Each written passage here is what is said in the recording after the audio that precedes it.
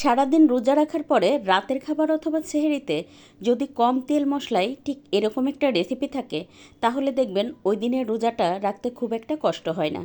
আসসালামু আলাইকুম, কেমন আছেন সবাই? আজকে আপনাদের সাথে শেয়ার করব অল্প তেল মশলায় খুব সুন্দর একটা রেসিপি।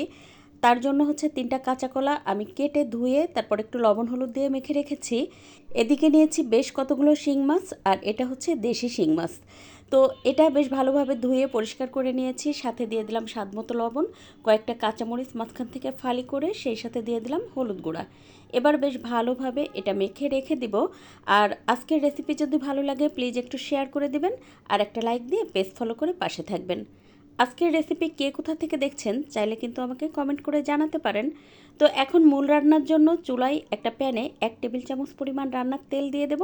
তেলটা বেশ ভালোভাবে গরম করে নিয়ে এখন এর মধ্যে দিয়ে দেব ওই যে মশলা মেখে রাখা শিং মাছ, তারপর বেশ ভালোভাবে এটা কষিয়ে নেব।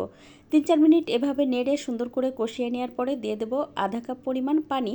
এতে করে খুব সুন্দর করে মাছটা কষানো হয়ে যাবে, আর আপনি চাইলে কিন্তু এই মাছটা ভেজেও রান্না করতে পারেন। আজকে আমি হচ্ছে এভাবে কষিয়ে রান্না করছি, কারণ আমি আমার আম্মার থেকে এই রেসিপি শিখেছি।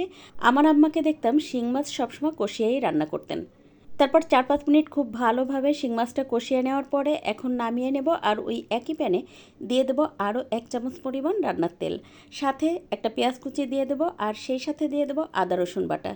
এবার এই মশলাটা বেশ ভালোভাবে কষিয়ে নেব যেন আদা রসুনের কোনো কাঁচা গন্ধটা না থাকে। এই পর্যায়ে দিয়ে দেব সামান্য একটু পানি।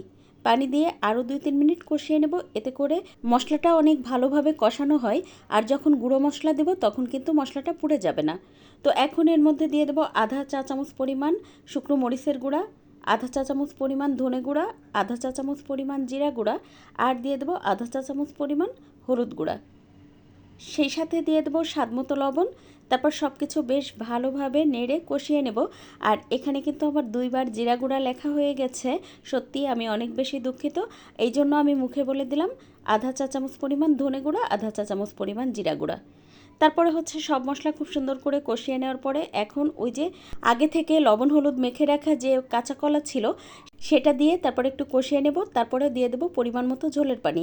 আর এই কাঁচা কলাটা কিন্তু আমি বেশ ভালোভাবে ধুয়ে নিয়েছিলাম।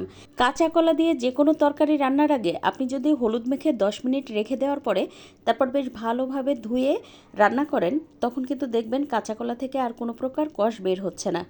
তো দেখতেই পাচ্ছেন আমার কিন্তু কাঁচা কলাটা প্রায় 70% মতো সিদ্ধ হয়ে গেছে।